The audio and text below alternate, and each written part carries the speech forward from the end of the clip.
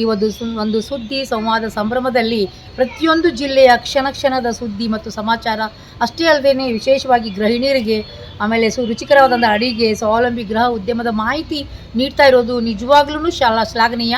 So ಹಾಗಾಗಿ ಈ ಒಂದು ಸ್ವಾತಿ ಸುದ್ದಿಯ ಚಾನೆಲ್ನವ್ರಿಗೆ ನಾನು ಮನಪೂರ್ವಕವಾಗಿ ಶುಭ ಹಾರೈಕೆಯನ್ನು ನೀಡ್ತೀನಿ.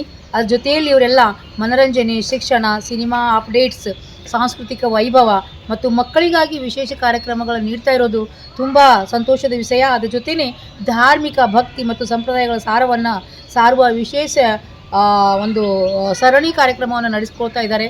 ಹಾಗಾಗಿ ಈ ಒಂದು ಸ್ವಾತಿ ಸುದ್ದಿಯ ಚಾನೆಲ್ಗೆ ನನ್ನೆಲ್ಲ ಬಂಧುಗಳ ಪರವಾಗಿ, ನಮ್ಮೆಲ್ಲ ಕೃಷಿ ವಿಶ್ವವಿದ್ಯಾಲಯದ ಶಿಕ್ಷಕರ ಪರವಾಗಿ ನಾನು ಒಂದು ಶುಭ ಹಾರೈಕೆಯನ್ನು ನೀಡ್ತಾ, ನನ್ನ ಹಾರೈಕೆಯನ್ನು ಇವರೆಲ್ಲರಿಗೂ ಒಳ್ಳೆಯದಾಗಲಿ, ಮುಂಬರುವ ದಿನಗಳಲ್ಲಿ ಇವರ ಚಾನೆಲ್ಲು ಬಹಳಷ್ಟು ಪ್ರಸಿದ್ಧಿ ಪಡೆದು ಒಂದು ಒಳ್ಳೆಯ ಚಾನೆಲ್ ಆಗಿ ಹೊರಹೊಮ್ಮಲಿ ಅಂತೇಳಿ ನನ್ನ ತುಂಬ ಹೃದಯದಿಂದ ನಾನು ಹಾರೈಸ್ತೀನಿ. ನಮಸ್ಕಾರ.